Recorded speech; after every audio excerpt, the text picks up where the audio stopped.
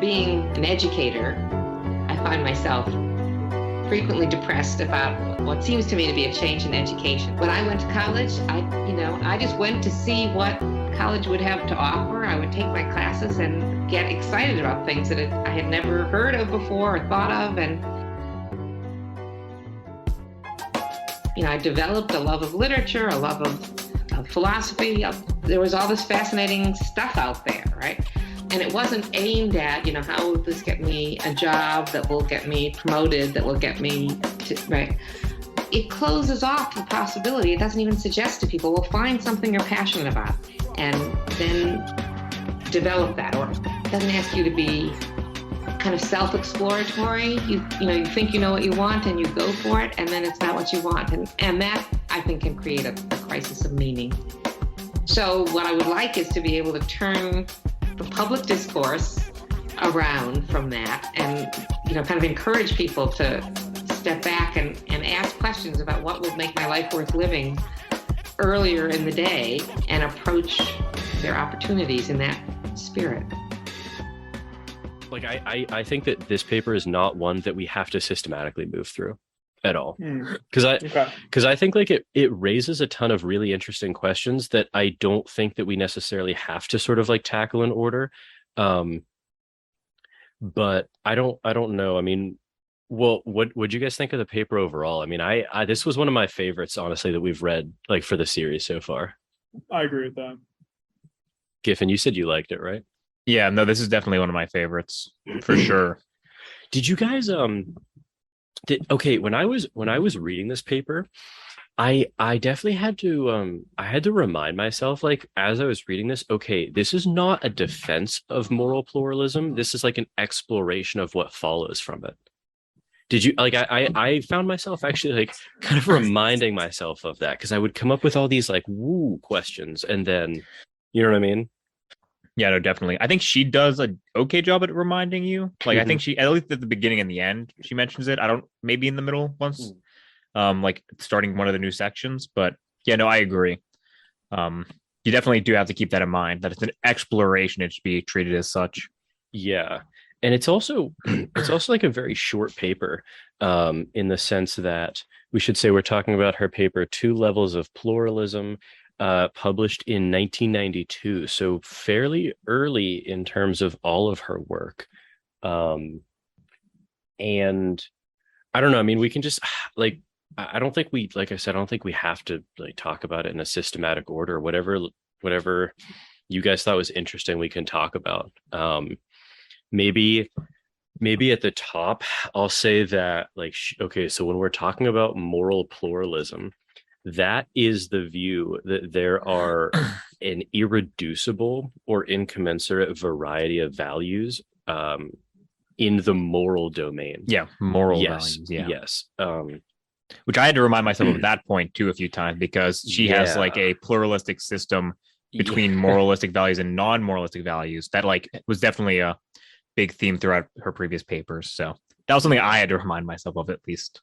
Yeah, and I didn't get to talk about this in class, which I actually regret, but like part of me wonders if, because I know she's not defending pluralism in this paper, but part of me wonders if she has to be committed to pluralism at all, given the pluralistic nature of her like overall philosophical view, right? Because like if she's all okay, because you might think that if you were sort of like a strict objectivist about like, okay, you know how in her paper she make like moral saints, she's making the case that okay, like morality is not the only or like first order value that then everything has to be subsumed by.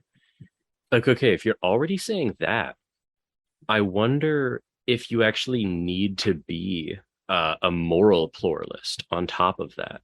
Does that actually like buy you anything? And I think it does, but yeah. I don't know if it's necessary. I think it's probably like more believable that you would kind of hold that value, but I think someone could like actually like without contradiction say like, within the moral sphere, I have like I adore some sort of pluralism, but I actually do view that like morals kind of encompasses like the top of the hierarchy of values, Yeah. if that makes sense. Maybe Yeah. vice versa. Or like I forget the exact terminology, so I'd have to go look to this, but you can be like an absolutist, right? Or is an objectivist? Which is it? Objectivist would be saying that, yeah, there is like it gets complicated because like we talked about this in class, but there's like multiple ways to be an objectivist. Exactly, because in the yeah, paper yeah. you can be an objectivist even as a pluralist in a sense, because it's like okay, you can recognize like, you know, if these factors are in place such that you value this specific moral value, Right. you could say this is a better way to live life or a better way to act. So you could make an objective statement about, you know, certainly if you value, you know, let's say the well-being of others, you know, and you have these other competing moral values as well, you can still say it's wrong to burn someone's house down, like just objectively in the moral sphere, if you value those things. Yeah.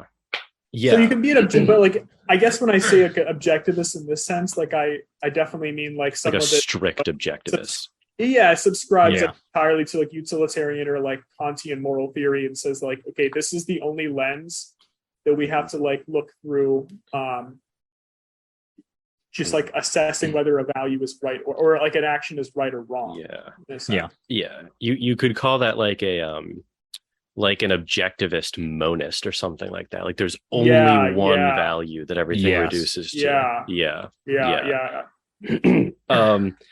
Because I think, I don't remember if this is Wolf's terminology or if it was Sam or Vita's from teaching the class, but like this, like the slogan of pluralism could be stated as saying that just because there is no one single answer, one single objective answer, does not mean that there are not many wrong answers. Mm-hmm. Like that's kind of like the slogan. That was mentioned. Okay. Yeah. I'm actually curious if, before reading the paper, if you had thought about pluralism, and it doesn't have to be in like strictly these terms or whatever, like, okay, where did you come into the paper at, and did the paper shift you in one direction or another? I'm very curious to hear that. I already came in with this perspective, given like you had read that one book by Jonathan Haidt, was it? Where you talked about irreducible values that people hold. Mm-hmm. So I've always kind of like held that to an extent, where it's like, okay, people can apply different weights to different moral values. And that will lead someone to a different conclusion, to different conclusion in their behavior than me. And it doesn't necessarily make them wrong. They just value or they just have like an innate value, or they put more weight to a moral value than I do, if that makes sense. Like I've kind of that, not this precise framing, but I've kind of had that mindset. Giffin. I guess I don't know. I agree to some extent. Like Adam described his example, at least. Like I definitely had a perspective where like I would recognize that like two people like having conflicting, assessments, like moral assessments, might not necessarily be like wrong, where you can like, where we could say like we could say, like definitively one way or the other, which is like better, or like whether one thing is wrong. But I think I was probably a little bit more towards like the reducibility angle going in. Like I think like ultimately like those an example similar to what Adam said, I could probably like think about in the framing of, well, that's just because we have imperfect information, right? So like we can make this kind of claims, but I definitely probably thought like, well, given perfect information, then I could probably imagine like a reducibility framework.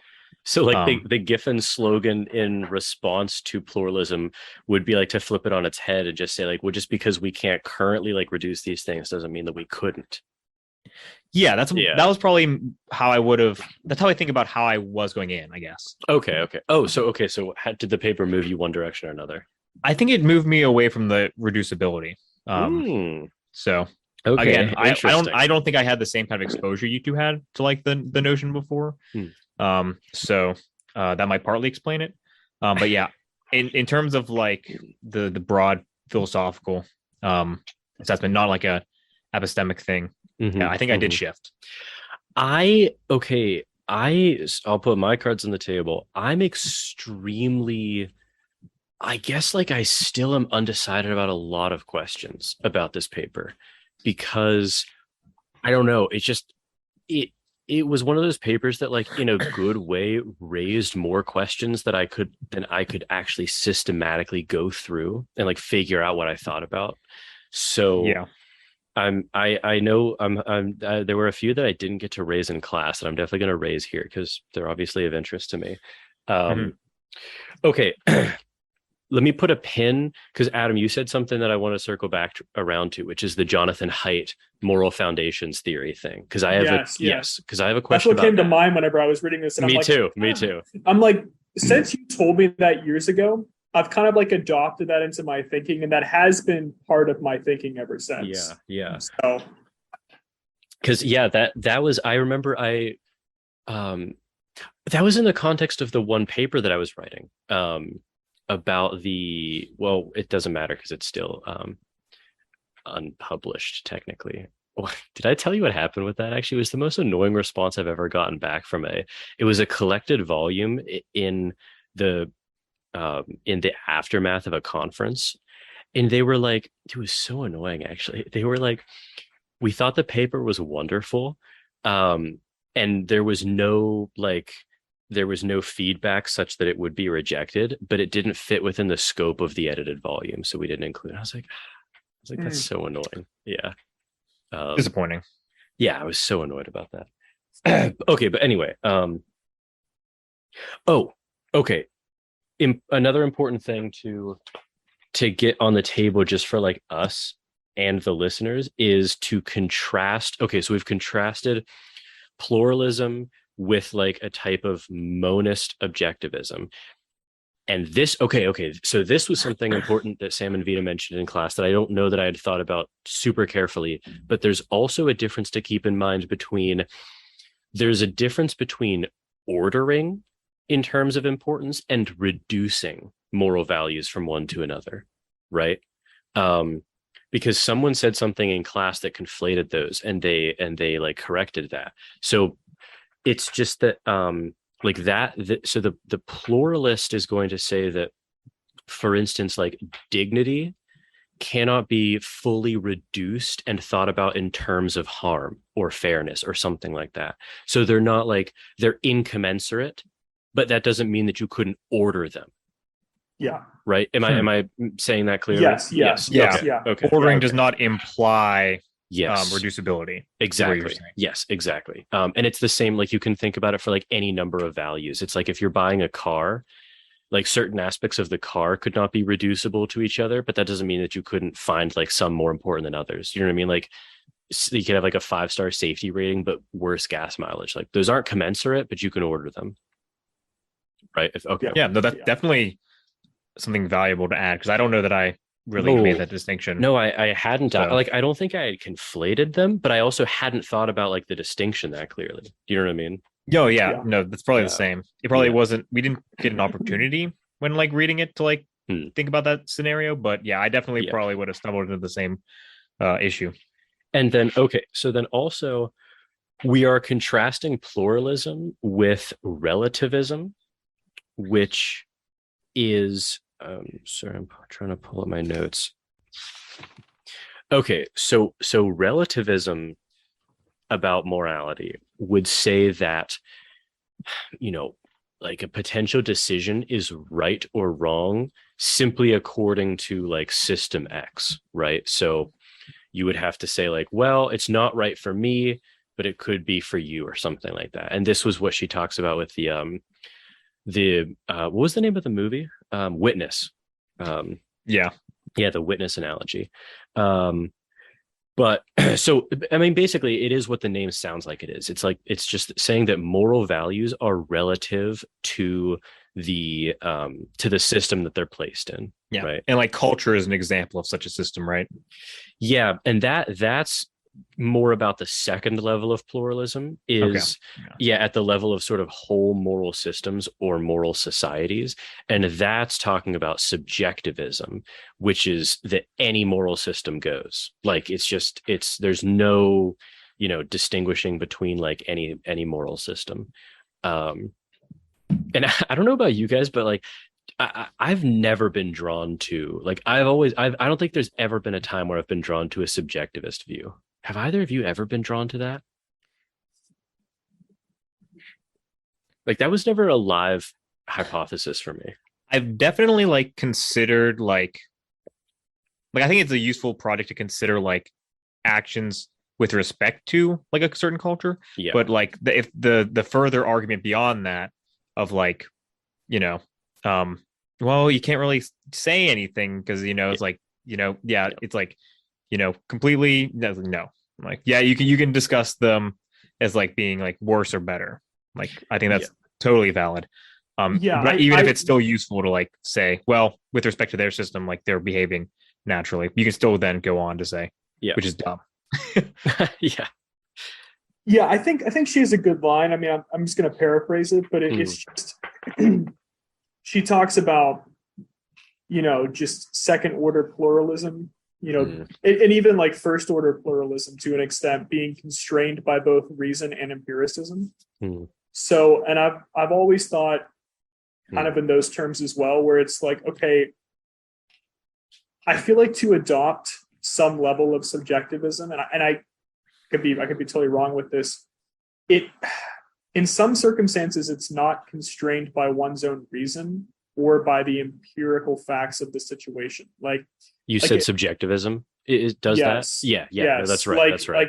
Exactly. It's like it's more so like, well, I may not see the reasonableness of like stoning a young girl like in some third world country, and I might recognize that there is great harm caused by this, what I mean, but setting those aside, it's like it could be reasonable given the culture. It's like no, I've never been attracted by that position. No, I found actually a really good definition of it that Wolf gives. She says subjectivism is, as you might expect, the view that morality is subjective. That is, it is the view that moral judgments are not matters of fact, but merely expressions of deeply held but unfounded emotional attitudes.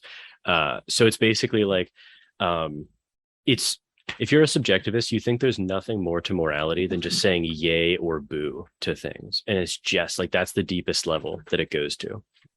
Yeah. And I've never been really drawn to that. Okay. Is there anything that we should talk about before just sort of talking about like anything we found interesting on the paper? I'd be happy to just jump into some of the interesting questions with this one. Okay. Yeah. Good. For sure. Oh, there's one more clarification. I think this was the same thing before where someone said something that conflated these two things. Okay.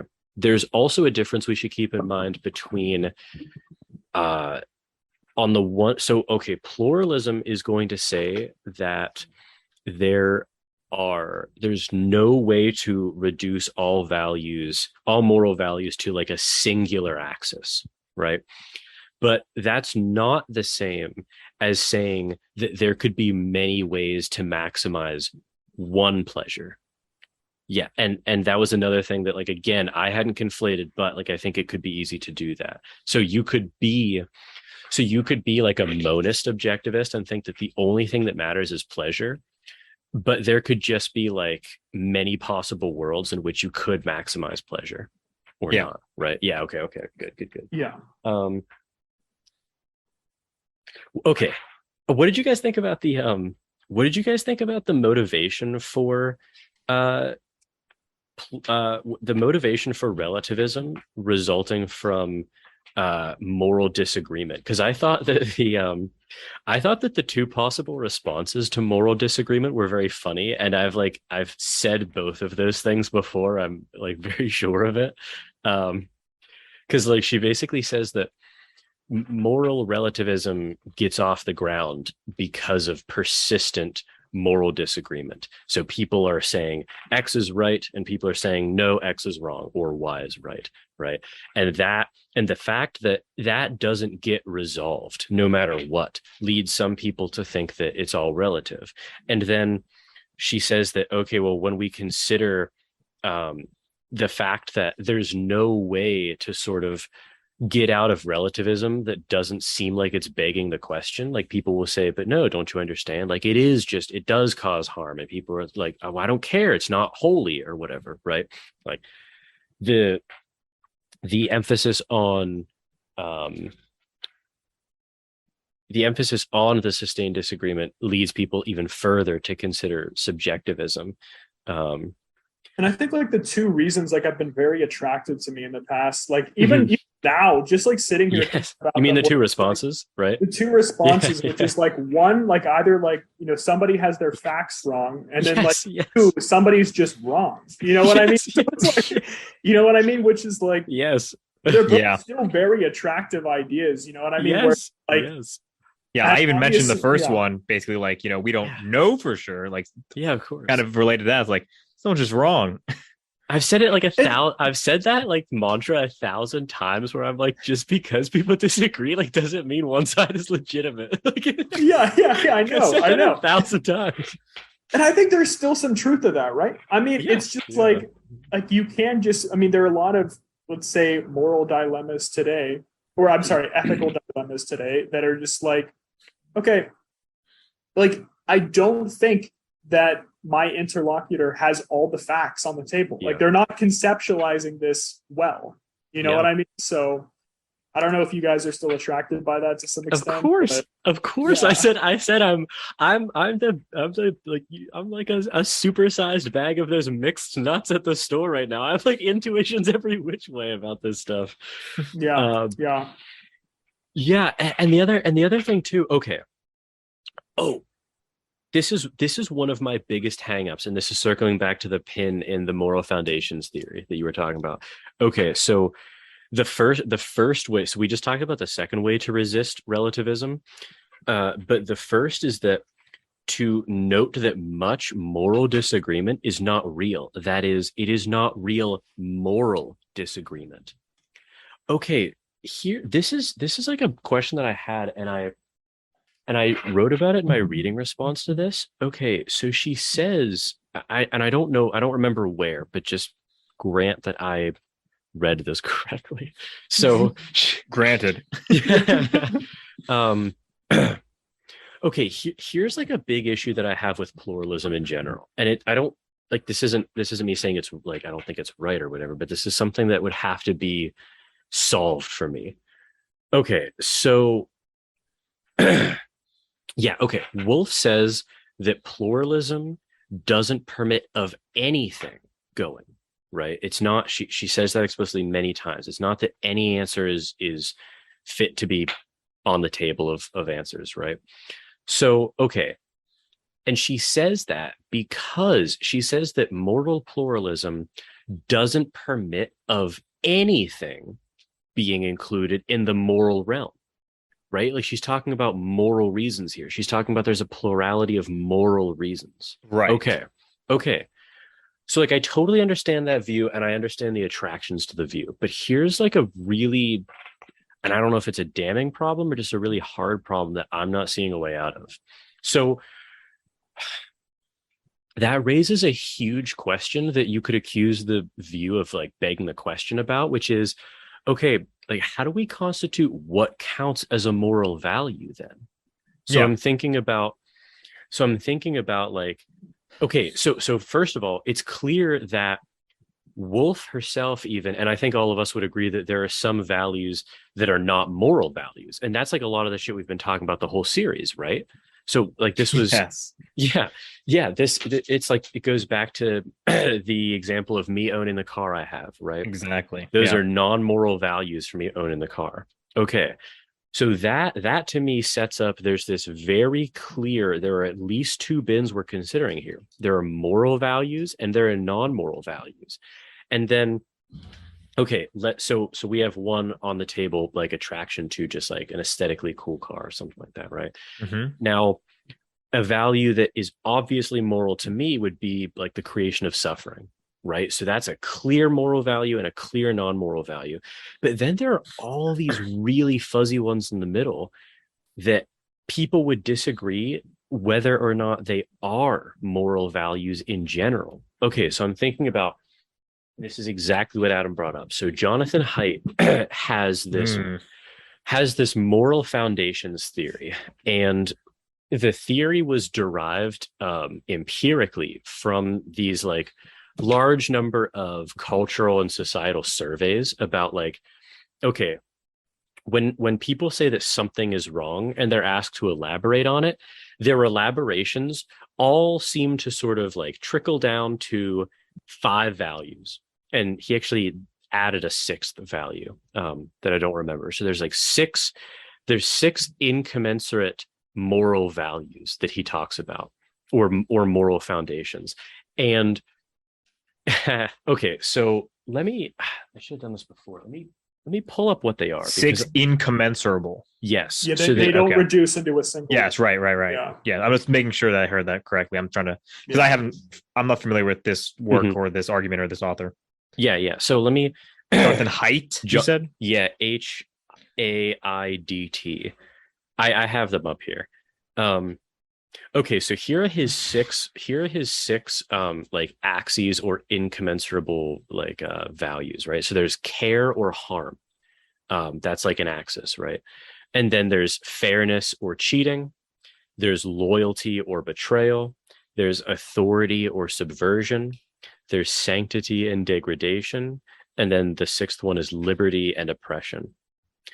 Okay, but like here's my biggest issue with that, and like the issue for pluralism is, okay, I don't count some of those as moral values. So let me sanctity, I do not count sanctity as an intrinsic moral value. Yeah, you're smiling, Adam. Your wickedness. Johnny sins. Yeah.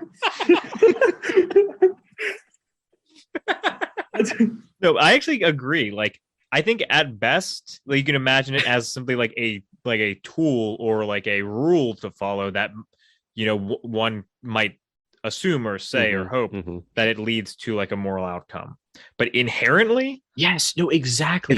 Wait, which one is the 6th one that he added later? Liberty or oppression. Okay, that one's more intuitive to me than sanctity or the sanctity.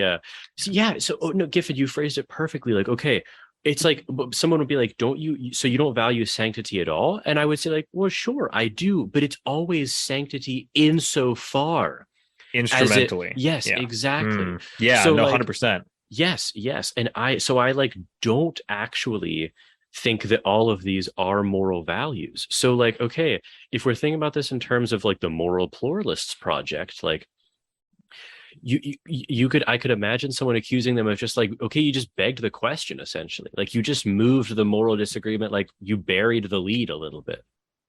You know what I mean? What do you mean by that?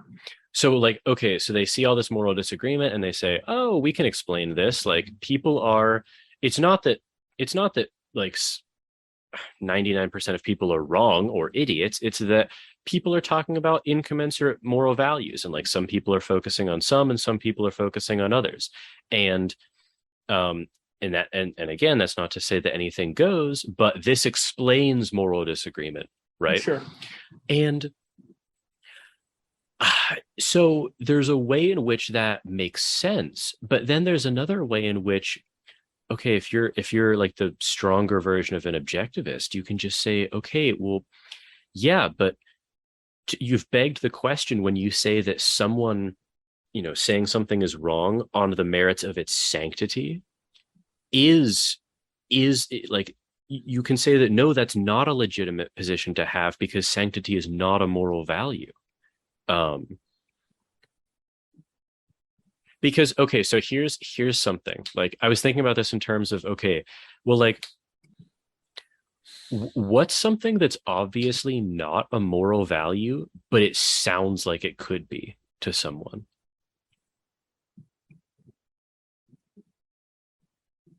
What about like purity? like not being contaminated by like, you know, like people of, I mean, when you spell out the details, it can be like easy to straw man, but like, okay, but purity, like purity in and of itself is not a moral value, but a lot, I mean, the vast majority of people throughout history would have said it is. Do you know what I mean? So like purity is a little value. Like I guess with purity though, it's like you don't view like purity as like a moral value. Yeah. But certainly a lot of people do. So So like I feel like in an empirical sense, like are you saying that they're wrong to hold that as a value? I mean, how could someone be wrong to hold a certain value? So I'm not saying that they're wrong to hold it as a value, but I'm saying it would be wrong to think that that's a moral value. Because so like what I'm saying is that like so Wolf already talked about there are all these things that aren't moral values. Yeah. And I'm saying like both of the ends of the spectrum are super clear to me, but then there's going to be, because remember, like, because if you're a pluralist, we still have to stave off the relativistic impulse to say just like, well, it's a moral value according to them. Do you know what I mean? Like there still has to be a fact about the matter. Yeah, it does seem like it's an implication, like or an assumption that Wolf is taking that like there is a line. Yeah. But I don't think she spells the line out. So maybe that's another project for another day from her. But yeah, I kind of view purity like in the same category as like, I don't know. So what about something like sloth or like hardworkingness, right? Or just like willingness to work hard. Hardworkingness is an interesting like one. Dedication. The work ethic. I mean, like, is that really reducible to like something like happiness or harm or you know what I mean? I don't know. I don't think so. But I still kind of like if I see someone that's just like deeply sloth, you know what I mean? Like I just or slothful. Like I just like I do think that's like I certainly have I could be persuaded otherwise, but I have a moral intuition about something being in the moral domain there. Of just like, I have an intuition. No, me too. Okay. But is that a moral value or is that like simply like an indicator, like probabilistically? Is it a heuristic? That, yes. Yeah. Yes. That's what I'm wondering actually. Is like, okay, because it's like, because I was thinking about this myself and like Adam, your example is actually just it's too perfect, right? Because they're like, I know people like this, right? So I'm looking at this person and I'm thinking like, okay, so I'm thinking like, that's like objectively wrong to be that lazy, right? And then I'm asking myself like, okay, why do I think that? And I don't know about you, but I catch myself like I am naturally spelling that out in terms of they would be happier and the world would be better off like if they actually just weren't that lazy. I don't think I even spell it out in those terms for myself though. It's like okay, it's just kind of something kind of innate to like their behavior, like outside of like the implications it has, like because you can imagine someone, and I certainly people come to mind that are like deeply lazy, but also like quite content. Yes, you know? They're happy. They endorse the lazy. Yes, and I'm not actually sure about want to be slothful. And with like, I don't know. I mean, there are like, I don't know, 8 billion people in this world. I'm not sure them like their behavior one way or the other would have such a deep impact on society. So it's not even like at a societal level, or it's not even that like I kind of like, I guess like augment their behavior to take on kind of a condemnation of society as a whole. It's more specific to their behavior.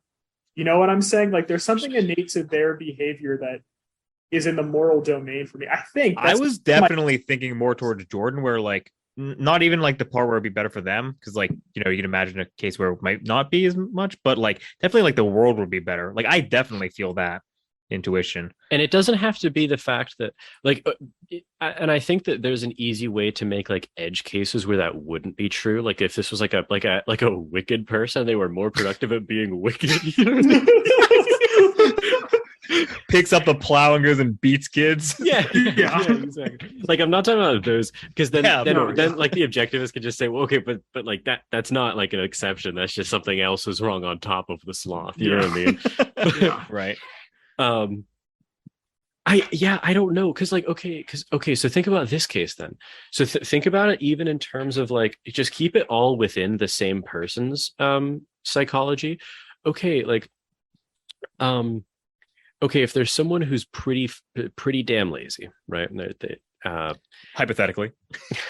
and they hypothetically they happen to be on this call. No. Okay, so there's someone who's like pretty damn lazy, but because of just, spot me whatever orchestration I need to have in order to get that up and running, that if they were more productive, they would actually be less happy and less fulfilled in life. Then I think that then like I just say, okay, well then it's like a good thing that they're not more productive. Yeah, so it sounds like the ultimate moral value there would be like it's kind of utilitarian in a way. Yeah, or consequential, at least consequentialist. Right? It's I mean, I'm still looking at this from like, I mean, at the end of the day, like, You're kind of cheating a little bit with that example because you're putting this back in the domain of harm. You're putting no, it back but in the no, domain but see, of harm. but see, I'm not. You're saying they'll be less happy, and that. But that's the point. If you think I'm cheating, so okay, here's no. the problem. I think to formulate it correctly is they would be equally as happy, or they would have the same psychology in either situation. But in one circumstance they are a productive member, and in the other circumstance they're not. But in this case, they're just slothful. Okay. So is it? Okay. Is it? I don't think it's incoherent to respond to that. That it would be better for them to be less slothful, all things other being equal, but that it's not morally better. Ooh, okay. So you're kind of you're actually up against my intuition on this one. Yes. Very much so. Because you think, okay, so you think it'd be morally kind of equivalent if, let's say, if you grant, let's say that their psychology is equivalent, and that there's no impact upon the world. So they're kind of like almost like living like in isolation in this sense. And just to clarify, when you say their psychology is the same, you're saying like there's no perceptible change in their like well-being, for lack of a better word, right? Correct. Okay, gotcha. Correct. So you're saying they would be equally as moral, living the slothful life as opposed to living the kind of the productive, hardworking lifestyle. Their psychology is the same, and the world is the same, like well-being wise. I'm sorry, I don't remember if you included. He did include the world. Yeah, okay, he included the world. Sorry. Honestly, yeah, I want to say like I am drawn to the statement that it's better, but not morally better. Like, because I think all of us are keeping in mind like the Wolf's distinction between values that are still legitimate values and then moral values. Because and I also like, okay, because I don't think that precludes me from being able to make evaluations about that person's character either. You know what I mean? Like, in that, like, you can still do that. So but you don't view it as a moral failing on their part. I view it as a failing. It's a moral failing. I don't know. See, that's like, okay.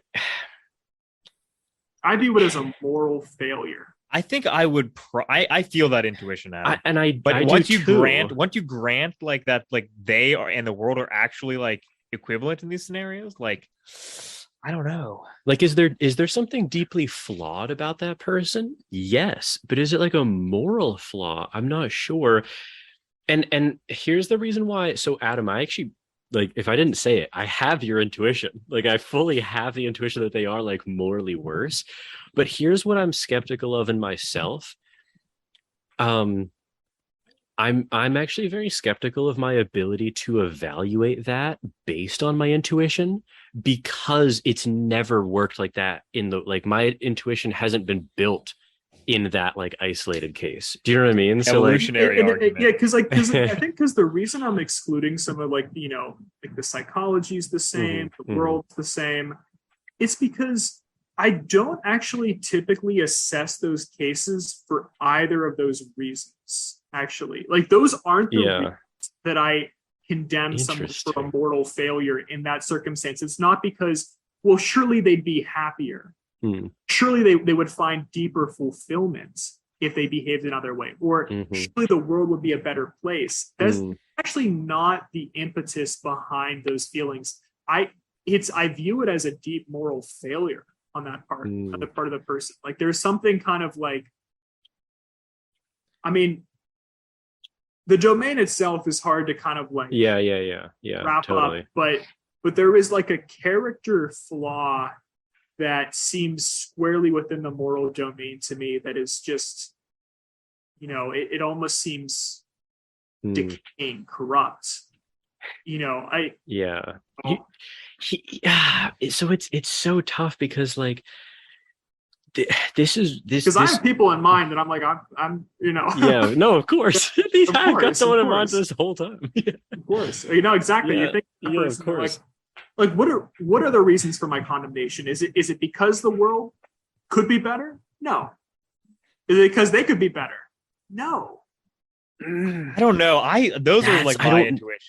Like, I don't know. I'm like, these people like could be contributing to a society, and they're just not, right? They're like not engaging with like the projects that I think we should be engaging with that make the world a better place. I don't know if I have anything deeper than that. Like once you grant the other things, it's like, okay, I've never encountered a scenario where I have those things granted to me, like that the world will be better. So, I'm like, okay, sure, maybe it's, the same. Maybe it's not a moral failure. Okay, I'm sorry. Like, okay, is okay. I'm wondering how like this is confounding my thinking too. We're like, okay, there are things that I like will rebuke and say are maybe even morally wrong, but it's not because they are intrinsically morally wrong, but it's because like we amorally value them. So like, okay, here's an example. Like, okay, how about this? Okay, how about this? Okay, how about this? Okay, so like there are things that can be wrong, but not okay. Here's what I'm wondering. I should say wondering about. Okay, it seems like there are things that can be wrong, but not because they are intrinsically wrong, but just because of the idiosyncrasies in like the psychology of the people around them or like us as a society. So, okay, so think about like, okay, I think we'd all agree that athleticism is not a moral value. Sure. Yeah. Right? Okay. But then think about the fact that like it can actually like be not that we would commit like bad intentions on someone, but if pretend that like we were all on this club sports team or something like that, and it had like a league that was going throughout the semester, and it culminated like a tournament at the end of the semester, right? And we had this teammate who, so we were all super. I've got one in mind. Okay. Yes. So we're all very invested in this like league and like playing and continue. Like it's brought us a lot of happiness, right?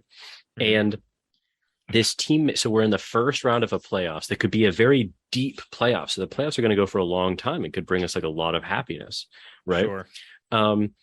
And this person, a rule of the league is that every person has to play at least a minute.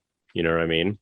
Okay, so this person gets subbed in and just at like the worst possible time, just like flails and loses the point that just like gets us out of the playoffs, right?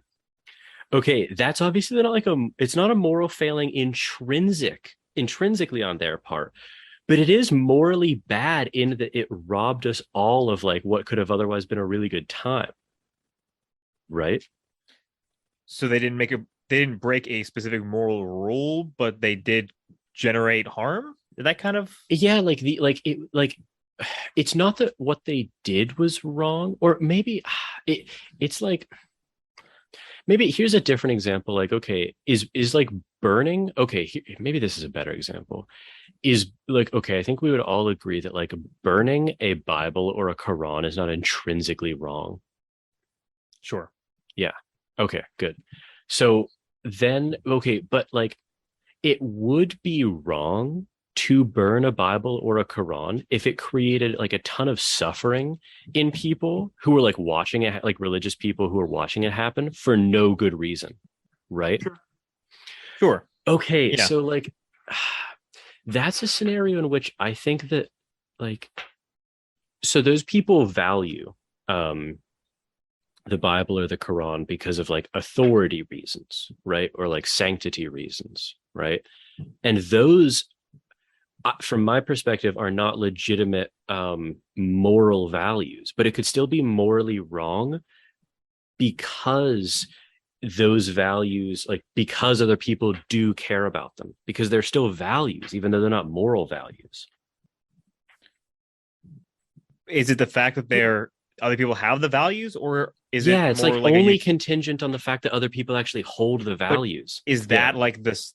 What I'm saying is that the thing, or is that because like the fact that other people hold values then reduces into like a utility thing? It's kind of Is the that the latter. Like level? I think I'm exploring the latter. So like, yeah, like I guess I'm wondering, like, can you be like, can an objectivist actually, can you still be an objectivist and like get all of the benefits that the pluralist is talking about without actually saying that a lot of those things are moral values? I'm sorry. Can you rephrase that question or repeat it? Yeah, maybe I'm just too like An lost in my own objectivist. thought train here. But like, okay, say We're in like, interesting territory, at least. Yeah, we are. I've got a few thoughts on here too. okay, like I'm drawn to, let's for the moment just say I actually believe this because I'm still undecided about it. But okay. Yeah, sure. I'm an objectivist, and on top of that, I'm a monist objectivist. So I think that there's only one, and it is harm, or it's pleasure and pain. It's the creation That's of the happiness or spectrum, yeah. suffering. Utility. Right? Yes, exactly. Yeah. Utility, right? I'm a utilitarian. And so the moral pluralist comes to me and they say, well, what about all these other moral values people care about? What about sanctity? What about purity? What about fairness? Right? And I say, those are totally legitimate values, but they're not legitimate moral values. And the pluralist responds, but you know, how do you explain, like, so why would it be wrong then to like desecrate a Quran, to burn a Quran? And I would say, okay, that's totally wrong, but only because it's like a contingency, which makes it wrong. It's contingent on the fact that people actually like do think that it signifies something. Yeah.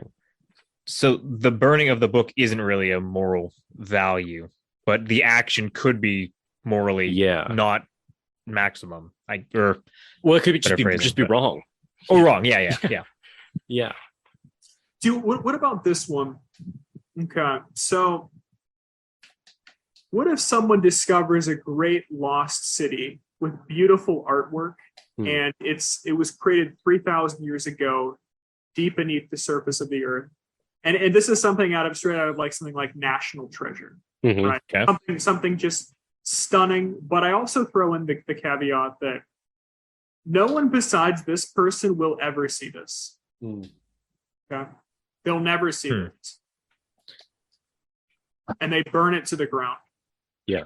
Okay. They burn it to the ground. It's a big caveat. Damn. Yeah. So no one will ever see this. There's no one would have. No one would have. But they burn it to the ground. Again, can't someone say, yeah, that's totally like, that goes like, can't that just be like an aggression on like, remember in Giffin, you didn't read this, but in Good for Nothings, Adam, she talks about like value that can't be it's like the corruption of a value that's not a moral value. like I guess what I'm saying is it's not clear to me that that avenue is not congruently open. I think I bring this up because it's just like for something like me, Yeah. like I still have an intuition in the moral realm there.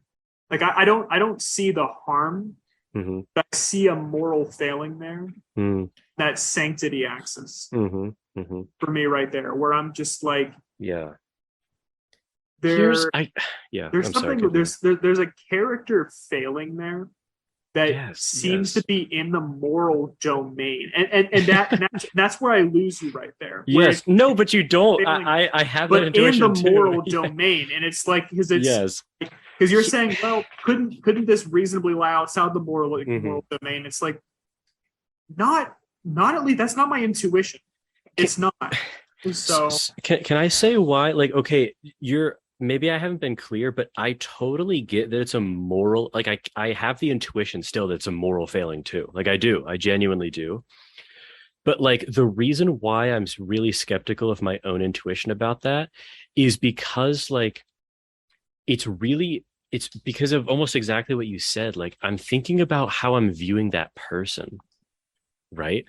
And I'm worried that wrapped up in my thinking that that's a moral harm is the fact that this person, like I would just view their character as like morally corrupt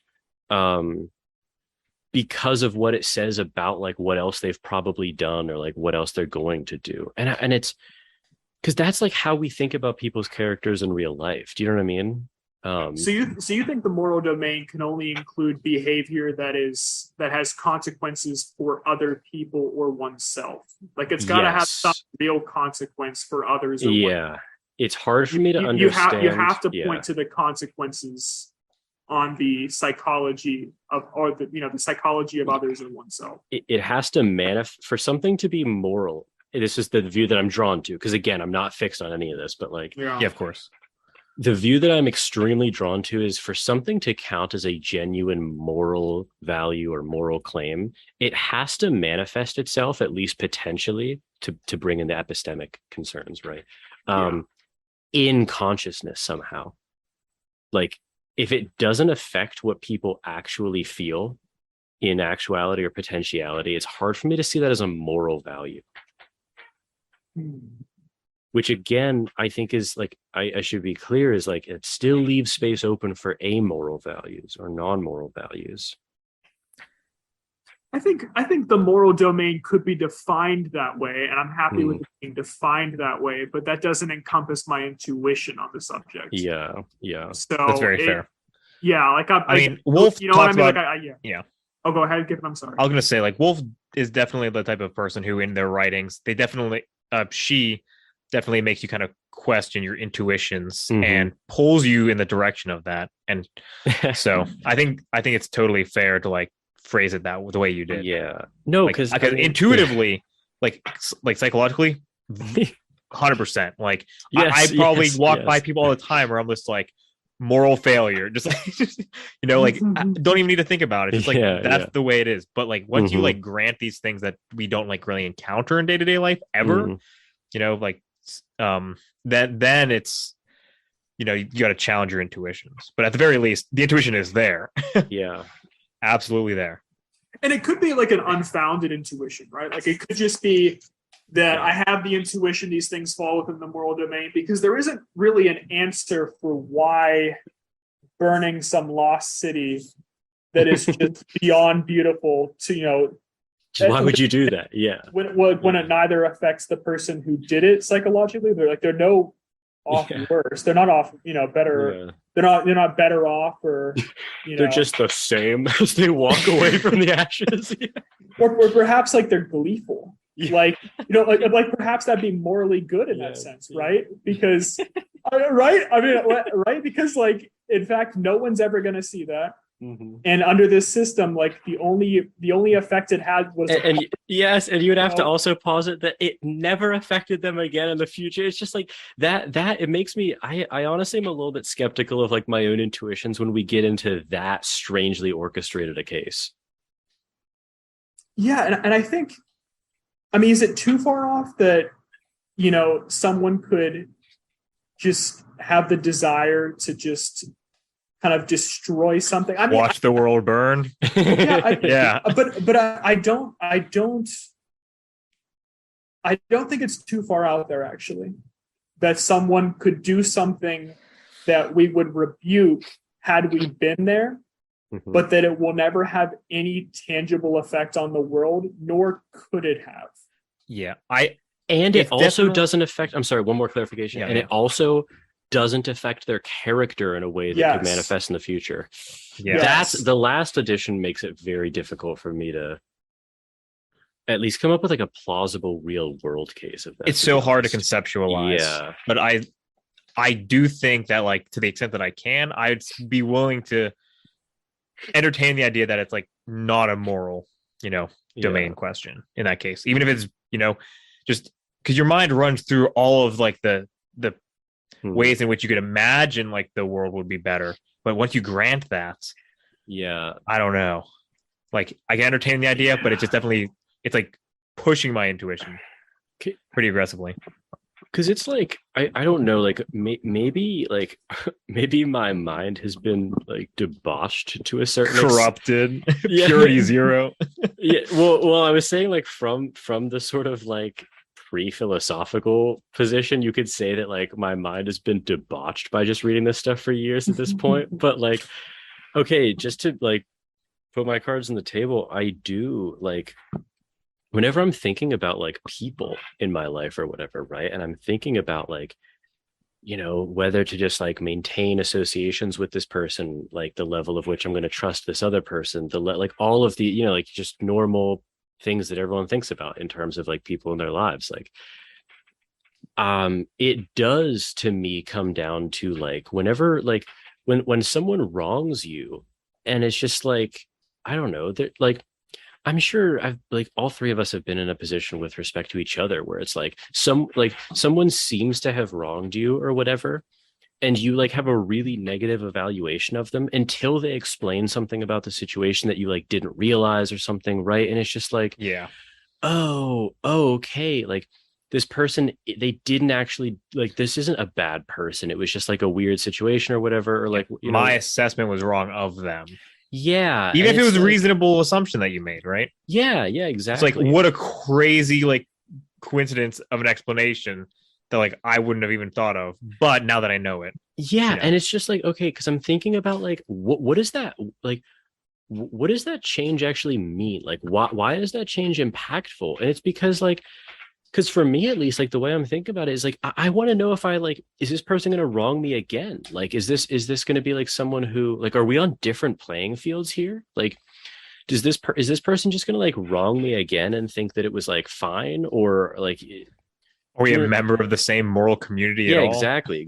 Yeah. Like, is this someone who I can like, kind of like share a moral life with in some sense? Do you know what I mean? Yeah. I don't know. I mean, to be honest, we can. Yeah. So from that thinking, you might think that anyone that's not part of the same moral community, from what you've said, is either mistaken in how they got to where they are at, or they're just, or they have the wrong facts, or they're wrong. So if they're not part of the same moral community, they're either wrong, or they have the wrong facts, or you might be wrong. I was going to say, as soon as you include me being potentially wrong too, I think I'm very amenable to that.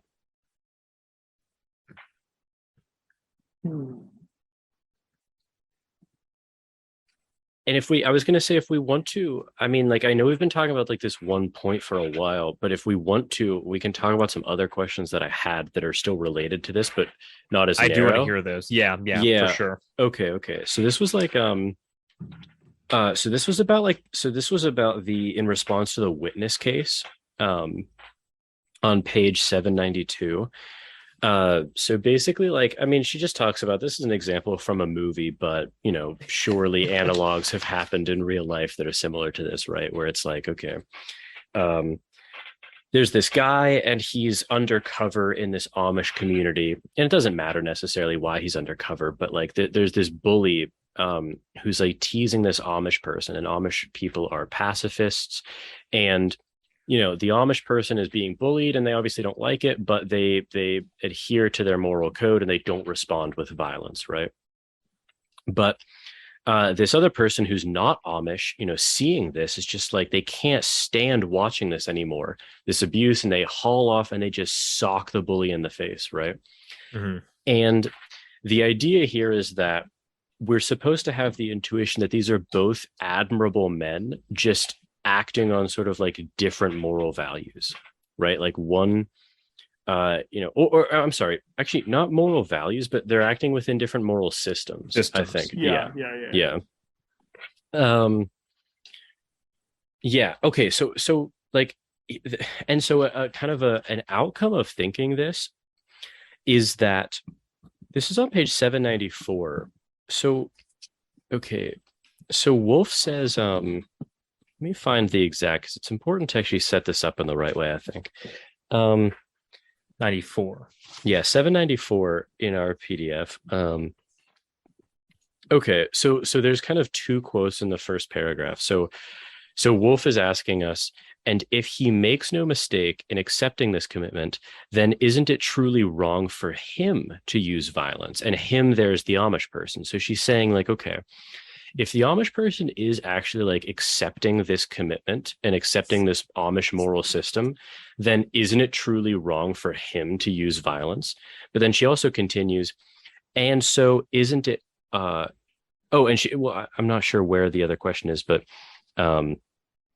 the other side of the coin is that, well, because the non-Amish person hasn't bought into that system, it's truly not wrong of him to use violence, right? So they've bought into these moral systems, and we're supposed to catch the intuition that both of these are adequate moral systems. Like neither of these are sort of like, heinous or extremely wrong. And then she asks, and so isn't this a case in which each man acts correctly on moral beliefs that are correct relative to them and their cultures? So in the next paragraph, she continues, if Daniel's belief that it was wrong of him to hit the bully reflects a more general belief that it is wrong for anyone, independent of his or her culture, to engage in violence for any reason, then his position is ultimately inconsistent with both first level and second level versions of moral pluralism that I have described. Daniel is the Amish person. That's right. That's right. The moral pluralist would be right then in characterizing Daniel's moral beliefs as, at best, harmlessly false. Okay. And I'm sorry, one more quote. She continues in the next paragraph. She says, one may believe that it is wrong for oneself or for members of one's culture to do something, while yet believing that others may be morally permitted to do it. More plausibly, perhaps, one may believe that it is wrong for oneself or for members of one's culture to do something without having any position at all about what others sufficiently distant from oneself are morally permitted to do. Okay, and that's where like a lot of my thinking was kind of stemming from, that last section. And like, okay, I don't know if you guys had this thought at all either, but like part of me is wondering like, okay, what does it actually mean to believe that an act is morally wrong, but not for everyone? Like, I think it depends on the culture, right? I mean, like I imagine like another scenario in which like, yeah, I don't know, say in a certain culture, there's like a certain act of greeting between two people that, care deeply for each other, that would be seen as possibly a little obscene, like in our own culture, right? Yeah. And for one to engage in that, I don't know. No, go on. It could be whatever. But the point is just that funny like examples that come to mind. Yeah, but it would just be like the idea that one of those individuals in that culture could engage in that act because it's a cultural thing. But if someone else outside of that culture engaged in that same act, it could be seen as like, or it would be immoral, right? Yeah. And I guess what was motivating, so to me, it seems like that was motivating a lot of my questions about like, I wonder if everything does reduce to harm, or or happiness then? Because it's like, well, so when you drill into the details about why it would be wrong, like it's almost implicit in the question that like the reason why it's wrong is simply because it's like it's a practice in this culture. You know what I mean? So like I think do you remember from Seinfeld there's that funny example of like George's dad like or was it George? I don't remember if it was George or his dad, but like they were refusing to take their shoes off in like that Vietnamese household where it was like it's like a huge insult. Oh, really? Yeah. It's like a That's huge funny. it's a huge insult in some Vietnam. I don't remember exactly, but like in some Vietnamese culture to not take your shoes off like when entering like the home or whatever. But like, you know, like I think it's George's dad has like some like foot disease or whatever. So it's like so it's like super his foot's like gross and stinky or whatever. So he refuses to like take off his shoes. But that like that creates like, you know, like suffering in those other people. So like, okay, like that's motivating my thought of like, what can't you still say that, yeah, like this is where you can be like a pluralist, but in a more like I guess you could say like a reductionist way. That like things can be on their surface like you can have like a pluralism of values, but when you dig into why, it's only because of the sort of like idiosyncrasies or contingencies of that culture. Like it's wrong because it makes them unhappy, not because sanctity is actually a moral value. I don't know. You know, I get that intuition. I had an example, but it kind of escaped me. Yeah. I think we'd have to go like in a maybe like a non-harm direction. You know what I mean? Because like that still has to do with harm. For me, where it's like it can be reduced to harm. Certainly that example of taking one's shoes off, where it's like, you know, you would be causing offense, which causes harm. Mm-hmm. So it just ends up being a harm question. Yeah. You know what I mean? I think we'd have to circle back around to maybe a previous example or a new one where it's like there isn't not harm, really any harm done. That one, it's just like there's clear harm done, clear not. Direct harm versus like total harm, because like that in that example, it's like very clearly like going to cause direct harm, right? Stinky. Mm-hmm. But like I'm trying to imagine an example where like there's like this kind of difference in like culture or whatever, that doesn't boil down to a misunderstanding, but like, you know, it's not causing direct harm to anyone, but like you can imagine that like the consequences like ripple out to cause like some net negative. But like it's hard to think of an example that doesn't include that. Yeah, I don't know. Like a lot of this, like a lot of this shit to me is just it really makes like psychological sense, but I guess I'm wondering if there's more going on sort of like underneath the psychology with pluralism. You know what I mean? I don't know. I'm genuinely conflicted about it. Yeah. Because like I don't know. And like, okay, like, because I've been taking the side of like the anti-wolf here, but like, I mean, like if I'm thinking about like my everyday kind of thought process about stuff, on paper it shows up as extremely pluralistic. Do you know what I mean? Because it's just like, in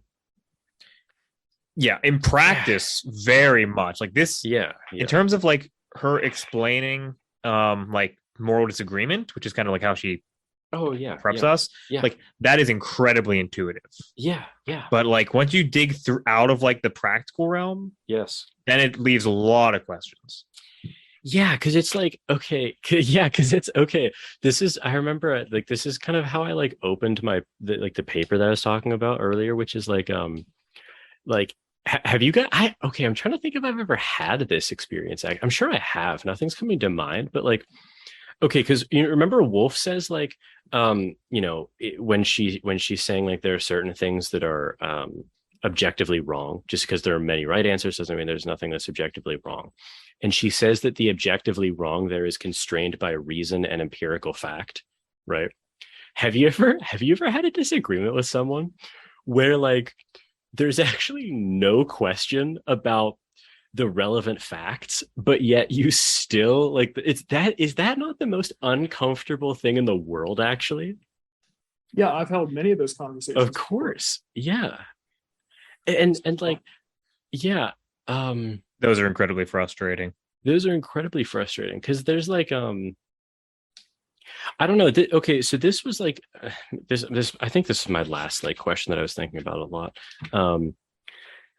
So it's like, okay, if empirical fact and reason can constrain bad answers, I guess part of me is wondering, like, I don't know. I was just kind of thinking about it like visually a little bit, right? So there's like an axis of like, you know, there are like, and maybe the axis actually kind of like opens up a little bit on the pluralistic side, right? But there's like there's all these like moral systems down here that are just genuinely terrible, right? And they're genuinely terrible like because of reason and empirical fact. And I buy that. I totally buy that. But then part of me is wondering, like, okay, if that's true, what's preventing reason and empirical fact from sliding all the way up that axis and eliminating everything except the actually best moral system then? Like, you know, because she says, oh, I'm sorry. Yeah. No, I was just going to say, like, it kind of goes back to what we said earlier, where it's like, certainly you can define it that way. Certainly you can define the moral domain. I don't see anything necessarily logically wrong with it. It's perfectly acceptable. It does run up against my intuition.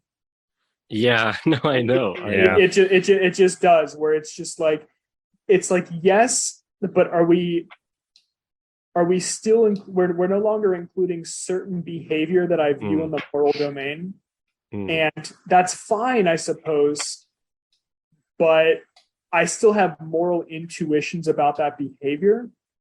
So it's like, okay, if we want to kind of maybe de-brainwash me to an extent, you know what I mean? Where it's like this, you know, living a slothful life is not necessarily immoral, except, or, you know, insofar as you don't have a negative effect on yourself or the world. And it's like, okay. Yeah. But it just like, like, okay, yes, you can do that, like, with reason. But does this matter? Like, does it's that? It's not going to inform any of your observations or anything. Yeah, no, I know. You won't know. Yes, and then part of me also thinks, like, who the hell cares? Like, whether, because like none of this is actually going to happen. Like, it's always going to affect someone or something in some way in the real world. So, like, you know what I mean? Like, why does it matter? I don't know. Like, I also have that strand going in me too. But then that strand of me gets closed off pretty quick by saying, like, well, okay, but like, again, like, in the limit, epistemically, like, what do we actually want? And then that, you know, so that's, I don't know. So maybe I'm like, I don't know, maybe I'm like pretty pluralistic when it comes to just like living my everyday life, but then on like a policy level or something, then I'm more monist objectivist. I don't know.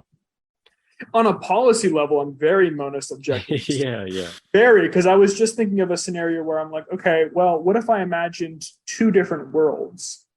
One in which, you know, the well-being of the people at large were like the exact same in both worlds, but one consisted of, like, you know, dutiful, hardworking individuals, and then the other one consisted of individuals of sloth. Right? And like, my intuition then breaks down, where it's like, I'm actually not sure I view one as if like they're both equally happy. Then... Exactly. It's like, okay, well, now I view it possibly a little different. Like, you know, so I don't know if that exposes something of my psychology. You know, possibly like a exposed thumbnail. But you know what I mean, though, right? Like, no, of course, where perhaps like it's more like a bird's eye view sort of look at it, where it's like, okay, well, certainly that's no longer a, you know, within the moral domain, but it's, you know, individually, I still have that intuition. So yes, because this is the world we live in, I suppose. So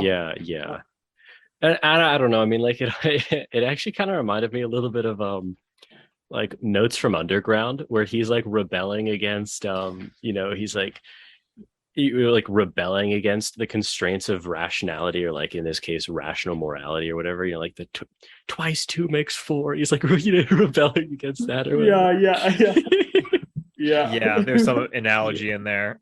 Yeah, because it's like, I don't know, because like I don't know about you guys, but sometimes when you're doing something, I don't know, sometimes you do shit and it's like not actually for aggregate happiness in the moment. I don't know, it's like I don't know, like you do this shit all the time. It's like, okay, when you're like working on a paper and it's you already, or not, maybe not a paper because it's a bad example, but like you're doing some assignment or whatever, and it's already 100%, it's going to be 100% because it's just done correctly and it's done well and everything. But then it's like, oh, but you continue to improve it. And the strict kind of rationalist could say like, well, it would maximize your utility to like go bring other grades up or whatever, right? Like this, I mean, this was literally, this isn't even an example. This just was me in undergrad. Like, because I got like all A's in all my philosophy classes, and I am 100% sure that I poured extra time into there when the grade was already an A, and I got a B in some, engineering class or whatever. And the strict rationalist is going to say like, well, you're being irrational because like you should maximize this. And then I would respond like, okay, I don't want to, like, I don't give a damn about like, in this case, you might make a pretty strong argument given where you're at that like you actually were maximizing utility by focusing on the but even if it didn't come out that way, do you know what I mean? So like you could say like, I don't think it's incoherent to be like, I don't really care. Like, I'm not doing this to like maximize utility. Yeah, I mean, that's fair. I think a strict like utilitarianism definitely is critiquable like that. Exactly. Yeah, I know. I I have like a lot of mixed intuitions about this. I don't know. Yeah, I mean, honestly, like just sitting here talking about the because I think we were all to some extent drawn to like a utilitarianism, but like it definitely does show like the appeal of like pluralism, that of course just discussing these things, it's like, no, of course. even granted like equal happiness, it's like, oh, what a there was a very like, sly move. There are too many slobs around. There was a happy sloths does not a happy like Adam make. It's just like there is something that still just tugs on me where it's just like it's like, okay, you could say that the reason I condemn that behavior is beneath the psychology, beneath it all, it's like there is, it's because I know they'd be better had their behavior been different, or they would be better, or the world would be better. But that's not the driving force. No, right? And one could say, I'm mistaken in that, which is fair enough, right? I'm mistaken in that being and making a moral judgment of that kind. Okay, fair enough. But I do. Yes, yeah, I do. And I appreciated the extremely, maybe not underhanded, but clever part of the paper where Wolf said, she sort of turned the mirror on the utilitarian, and she, more pluralism explains oh so neatly why you're drawn to utilitarianism or Kantianism. Yeah. Oh, that was very. Because this is a actually. legitimate moral value, and I was like, damn you. Yeah, and it's a strong one too, because like if you still accept like some sort of order, that's probably a pretty high one, right? Exactly. And again, she's going to say like ordering doesn't, right. just ordering doesn't conflict with the incommensurability thesis. Yeah. So does not imply what you think it implies. Yeah. No. Yeah. No. Yeah. No. This was definitely one of the most enjoyable papers. Oh, for sure. Of hers. Yeah. And 100%. also like if like you've listened to this, to be honest, I think that we actually haven't even covered like a good bit of the paper, because like we just went into other areas, but like the paper itself is actually very interesting from the perspective of, because to be honest, I think we all just probably agree about this. Like whether you can be a pluralist and actually robustly not slide into relativism or subjectivism. I think she made that case extremely convincingly. Yeah. But there's a pretty big difference there. Yeah, huge difference. And I agree with her that it's not cherry picking either. I mean, there's like a very clear way in which, like, honestly, the baseball analogy was just perfect for that. It was perfect for that. I mean, there are some people who we just know are not the best hitters of all time. And then there's a legitimate debate about who could be. Yeah. Even I agree with the sport analogy. I just need to find a moral system that will say it's permissible for me to just impale the person who stole who stole my bike. Did I tell you guys about your bike? Yeah, like a few weeks ago. I think I forgot to Damn. Dude, it was on campus too, and it was outside the library at like 9:30, 10 o'clock at night. I came out and the lock had been cut and my bike was stolen. Miserable. Yes, I just want to, like, for the rest of my you don't care if he's happy. Yeah, exactly. I don't do this for the utility and just sink like the pike into him. Bike. Just a head displayed outside the library. Like, do not steal my bike. There are no pluralists. It's like utility be damned. Yeah. It's like a population ethicist comes around. He's just like after scanning both your brains, he was actually happier than you were sad for him taking the bike. He's like, so it's actually like a morally good thing. Like his pure ecstasy as he just drove away on the bike outweighed the harm done. Into the sunset, happiest he ever was and will ever be. He's just so perverse that, like, he just experiences that ecstasy every time he rides the bike too, because he's reminded of his eyes. So returning the bike would actually also be a great harm. The population ethicist at the school. He's another person restored to impale. The population ethicist is the one who took the bike. Just like but then him having like a congruent reason for even knowing that he's in the right is just like an additional level of ecstasy on top of this. He's just like erupting with pleasure as he's like riding away on the and he's like the rare psychology where anything that he does that it's like immoral will bring him greater pleasure than it does harm. So it just triples down. The fact that it would otherwise be immoral just even more. Yes. So he's justified to do anything. Yeah, the utility monster, right?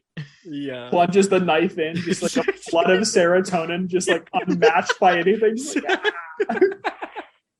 No human or like experience or collection of human experiences matches that serotonin hit. Exactly. Plunging the dagger into the child's heart. Imagine. You know what we should do? Adam's like, imagine. Yes. We should or maybe we shouldn't actually, but I was thinking it might actually be interesting to one paper that we should absolutely read after this, because I remember it had to do like a lot with these kind of concerns we've been having, but I don't remember the content enough to talk about it. Was this one paper by Peter Railton, who defends what I think he calls like sophisticated consequentialism. That should be like a circle back paper after this series. That sounds very interesting. Yeah, It's been referenced many a time. Yes, and I keep like threatening to reread it to myself, and I never do. And we should absolutely do that, like over break or something. Yes.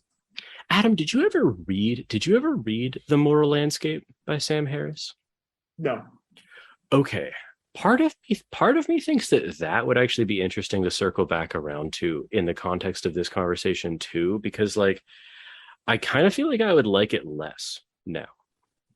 I've heard his talks enough that I think I got the book from talks. That's probably true. Yeah. Right? I mean, No, all those years true. ago, I mean, Of course, yeah. No, it's probably true. Yeah, I don't know. I feel like I would like that book a lot less now, but I don't know. But yeah, I don't know. We'll have to see. Okay, well, I hope this was definitely one of my favorite favorite papers, favorite discussions in the series so far. So Yeah, this was fun. yes, we will be pivoting moving forward to different topics within Wolf's career. So next two episodes, hopefully, we'll be doing Meaning in Life and Why It Matters, a short book by Wolf, which should be, I'm absolutely just waiting to read that. Ravenous. Yes. No, yes, it should be exactly. fun. Yeah, it should be very fun. All right, so hopefully people are enjoying the series. We will be mixing it up, so tune in next time. If you want to support the show in any way, you can do so simply by sharing it. I'm hoping to get this show out to more people, and so if you want to share it on Twitter or social media, that would really help me. You can also rate it on Apple Podcasts, like this video if you're watching on YouTube, or subscribe via Apple Podcasts or an RSS feed, or you can connect me with recommended guests or topics to cover. You can get in contact with me at platoscavepodcast@gmail.com. Follow me on Twitter at Jordan_C_Myers. And I now have a website for my philosophy endeavors at jordanmyers.org. If you want to know a little bit more about me and my fellow co-hosts, I'm a master's student in philosophy at the University of Houston. I did my undergrad at the University of Pittsburgh, where I studied mechanical engineering and philosophy. And now that I'm back at school, I'm hoping to more closely study moral responsibility, free will, ethics, epistemology, and moral psychology. Those are topics that I was introduced to and got really interested in my undergrad work. Adam and Giffin accompanied me on this show, and Adam is one of my oldest friends. We actually met in kindergarten, and we've been interested in philosophical topics for as long as we can remember, and in a lot of ways, it's been the basis of our friendship. Adam studied chemistry and biology at Cornell, and he's especially interested in moral responsibility as well, but also law, religion, and free will. Giffin is also one of my oldest friends.